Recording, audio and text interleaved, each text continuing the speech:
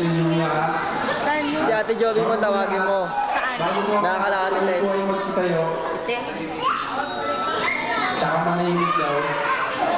Tayo po lahat ay magsitayo para sa pagtungkol ng panalangin.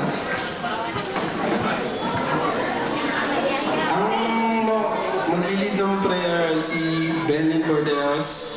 Tayo pong lahat ay ating pambungad na panalangin. Panginoon, sa araw na ito, kami ay nagkatipon-tipon para sa isang mahalagang okasyon. Ang kapanganakan ng inyong anak na si Jesucristo.